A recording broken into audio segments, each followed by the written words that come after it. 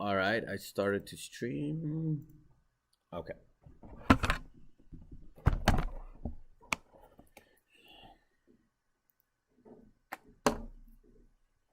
This section, I'm going to cover it. Should I give you a question on the test? Let me see how I feel this weekend.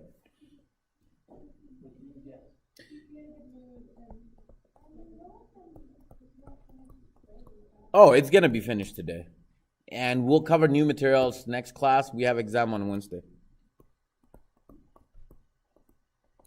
Normal vector of a curve. Technically, I could just give you one question. This question, make it one exam. This section is like, I don't know, it has just few part of it, but this section is like,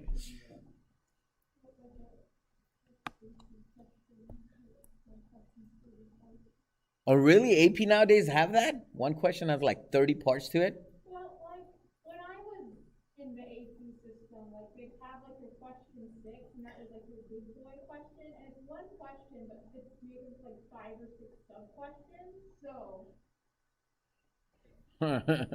I find those AP exams so stupid and boring.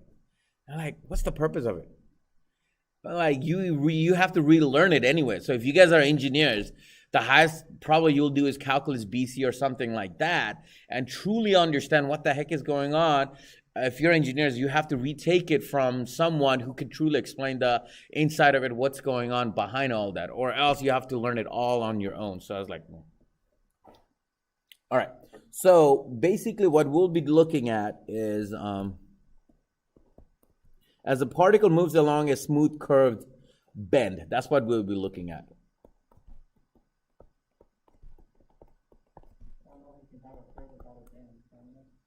Um. Yeah, but technically in mathematics, if you zoom like hard enough on certain curve, the bend goes away. Technically, it's a curve, but you zoom in hard enough, it's not a curve anymore. It's like a straight line, you know? And that's what we're looking at the particle where you still have the bend in it. Like, you know, like, do you guys remember the proof for it? How to find the length of a arc, right? And the way you do it, you zoom like crazy, and this essentially becomes straight line, and we use the Pythagorean theorem to do that. So, yeah.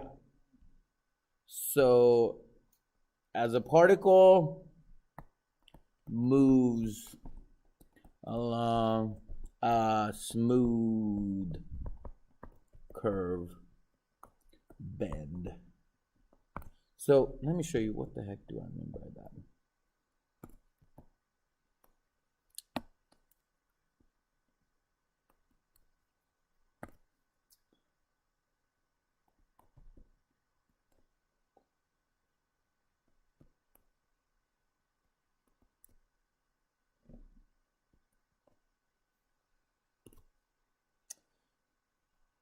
Since t is a unit vector,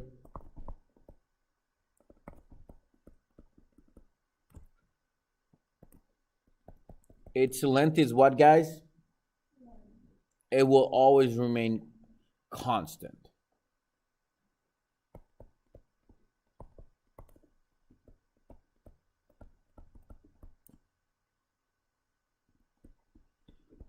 Constant, and only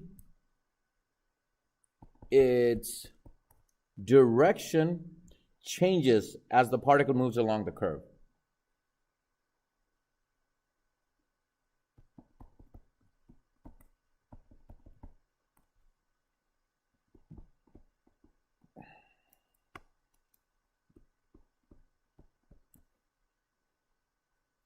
As the particle moves along the curve.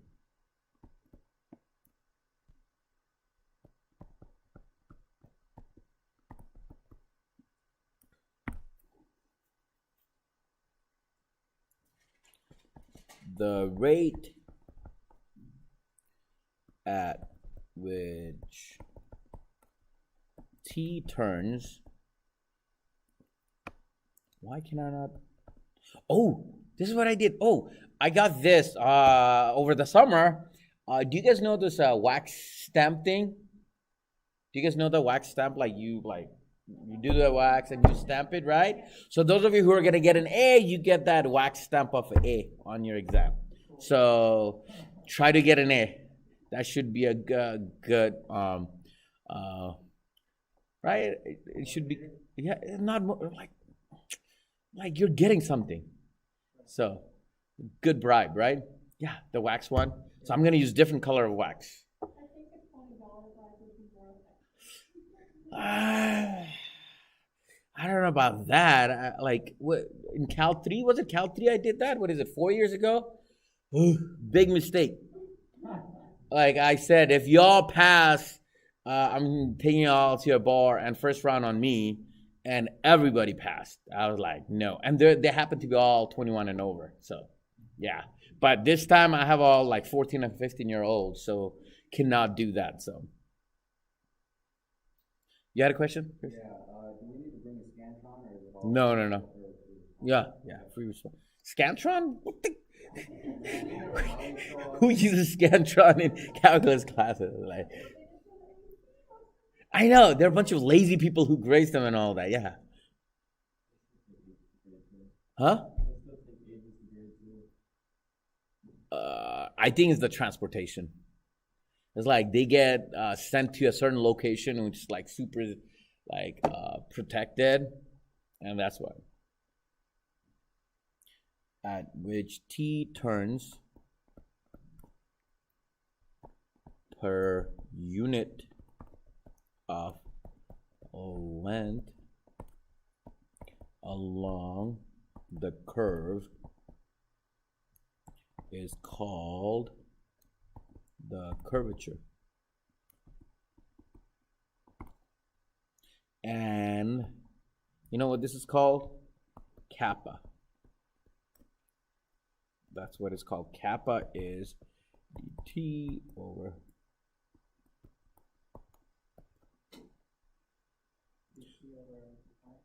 Yeah.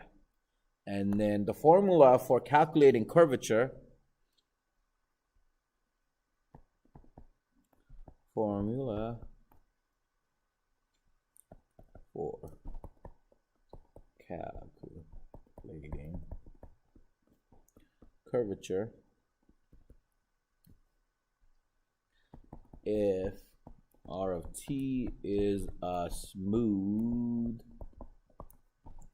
curve,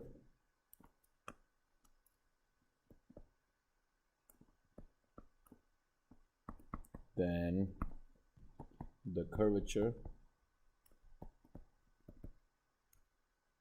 is the scalar function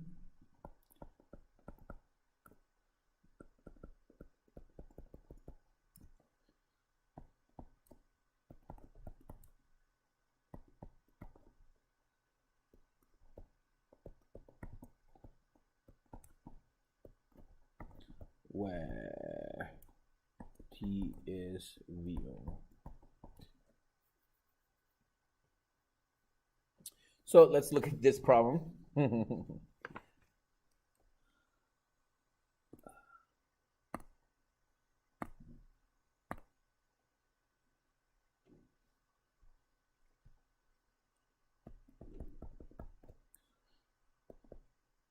Here we find the curvature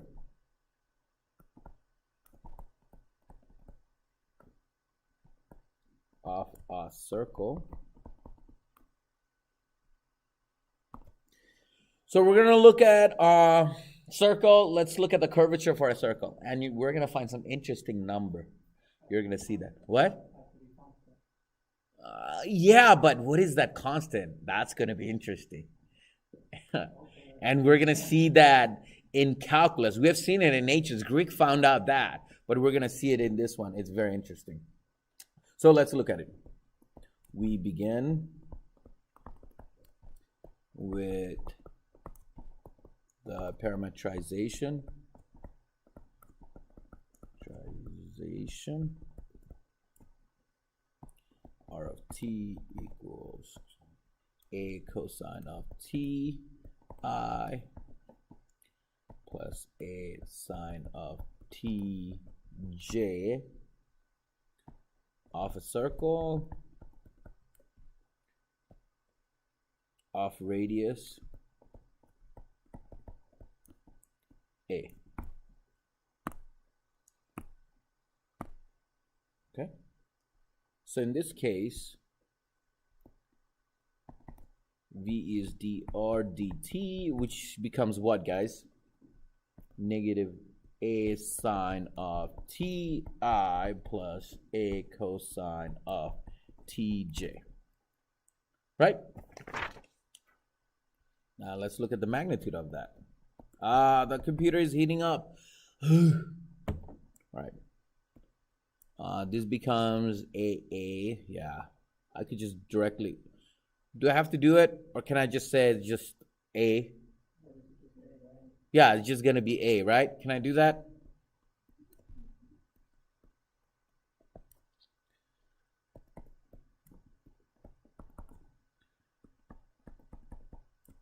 Since a has to be greater than 0. We're not going to look at the negative side of it because we're looking at positive radius, right? So from this, we find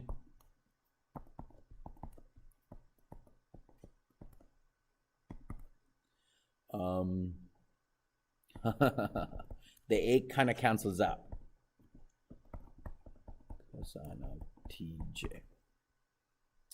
So what's dt in respect to time? What does this become? Negative cosine of ti minus sine of tj. And what's the magnitude of that?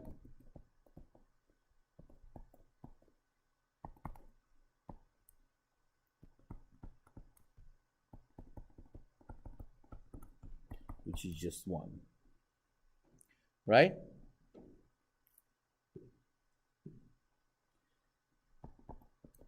Hence, for any value of the parameter t, the curvature of the circle is kappa is 1 over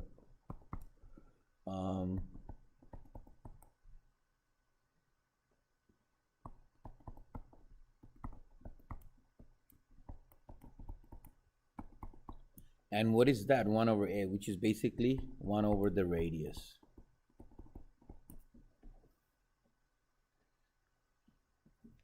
That's what's going on. So the curvature, it's going 1 over the radius, and it kind of makes sense. And what happened with the radius? Twice the radius is what, guys? Is the diameter, right? And in terms of reference to the full circle, what is that? 2 pi r, right? And the pi is located around it, and it goes 3.145 times around the circle, the diameter. And that's where, like, we see it also indifferently in calculus, what's going on. Intuition of it, right? But Greek knew it, that we don't know what this number is, but the diameter wraps around the circle 3.14159 or whatever it was. Bible got it wrong. Bible said it 22 over 7, right? Do you guys know that? You guys don't know that? So Bible predicted what pi is, and God's supposed to predict it better, but it was 22 over 7. No religious, like, you guys never studied that in Bible? Study? No? What? Manners? What?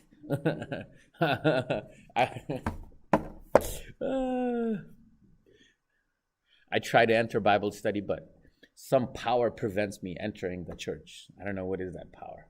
So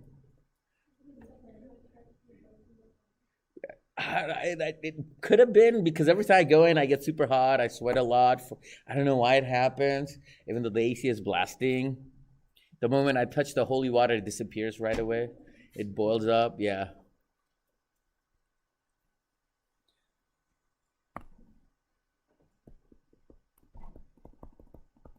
So definition. At a point, curve, kappa. Do you guys like the way I write my kappa? Thank you. Was that Chris? You're going to get an A now. All right. Not 0. The I don't know if that's supposed to be a U, a Y, or a K. That's kappa. Definitely not a U or a Y one. It's kappa. It's like a U on top. If you follow the bottom, it's a Y. Yeah, you write it like that. Together, Yeah. you can tell it's not a U or a Y. Have you ever looked at old book, how they used to write things or how they used to spell things? Have you read the English document of like 200, 300 years ago, 400 years ago? Right? Like from England? Like, no. Like, just go online, try to read them. I don't even understand it. It's supposed to be in English. I'm like, what the heck happened? So imagine the way we're speaking 300 years from now. They'll be like, wow, we sounded so weird.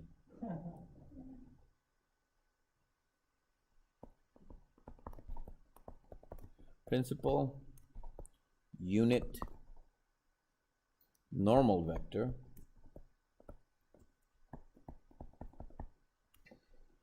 for a smooth curve. Again, smooth curve or curve bend, that's what it means. Like, technically, curve has to be smooth, right? But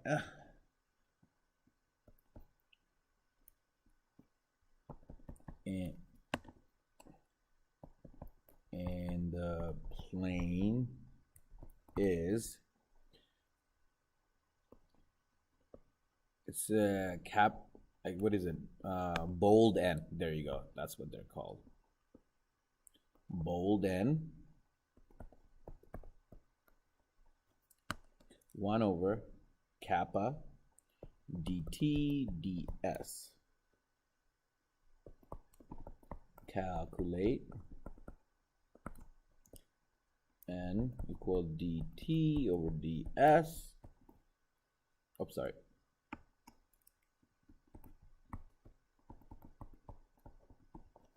In terms of picture, what the heck does that mean? Here you have a curve.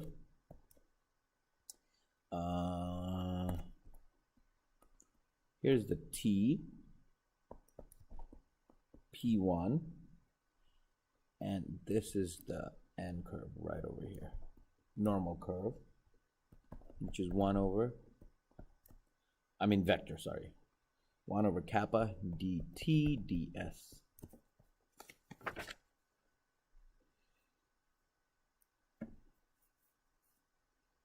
So let's look at it. We're gonna go back to this single helix. Helix.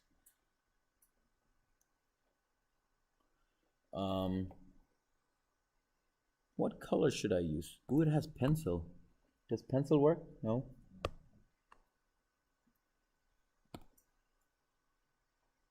What are the other kind does it have? It has this type of pen only? Pencil pen. Oh. Okay, fine. We'll do this. Find the curvature for the helix R of t, a cosine of ti plus a sine of tj. Anybody has Apple Watch over here? Nobody wears Apple Watch over here? Who wears Apple Watch? Oh, What? Isn't that you're supposed to put it on all the time so Apple knows what you're doing? You have no privacy, right?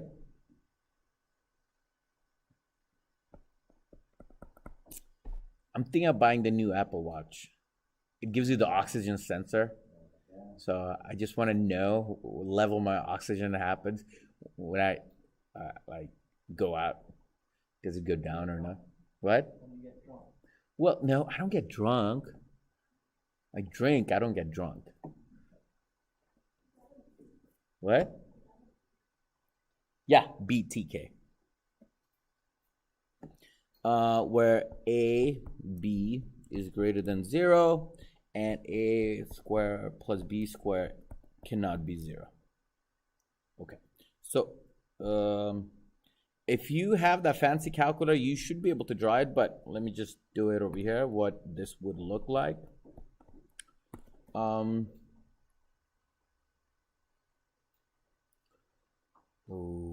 how would I do it? Oh, that's gonna be hard.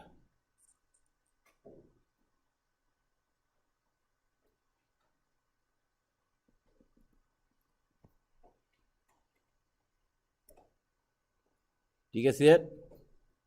How it's working? So, if you follow this path, this is technically what? A0, 0. And then you could make a, like at the bottom, it's x squared plus y squared equal a squared. That's the circle. And if you just draw it up, you'll see the cylinder over here, right?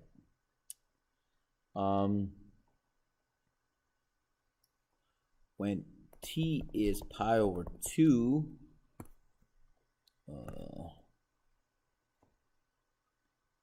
it lands on this point right over here, called the P. So we want to know what's happening over here, okay? Answer. We calculate t from the velocity vector v. Yeah, so what's v would equal negative a sine of ti plus a cosine of tj plus bk, right? And what's the magnitude of v? That's super easy. You get a squared plus b squared.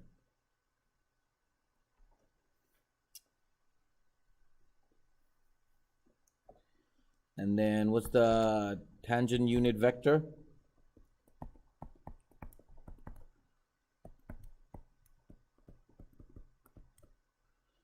And you get ti plus a cosine of tj plus bk. Ooh, bk. I feel like I want to have Burger King tonight.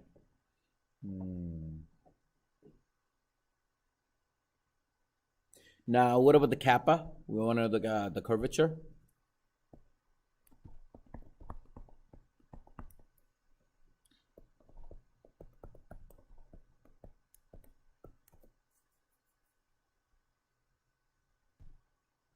This is pretty simple. You get 1 over a squared plus b squared.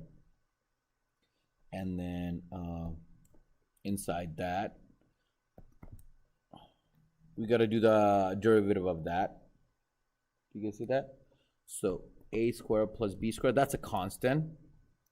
What's the derivative of this inside? You get what? Negative a cosine of t I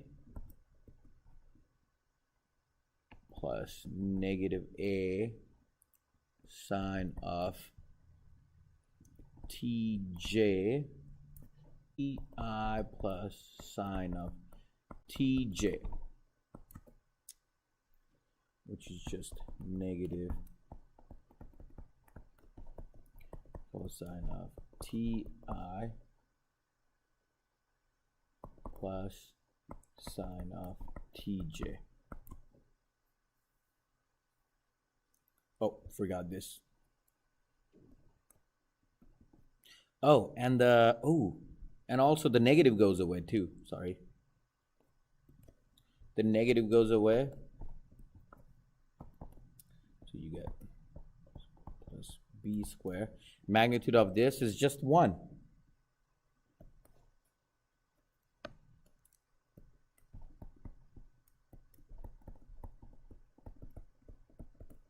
Which is just...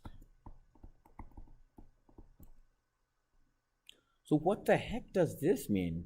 We could look at it from this equation.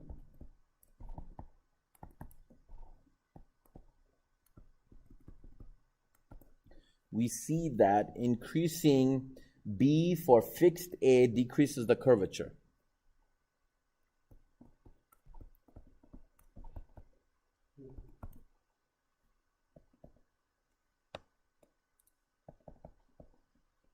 Increasing b for fixed A decreases the curvature.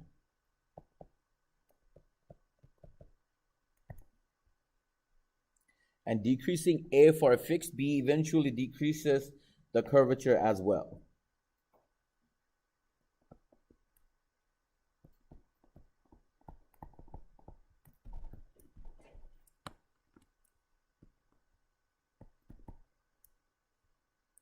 For a fixed B eventually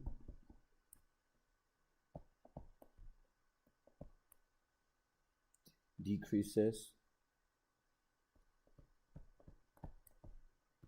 the curvature as well.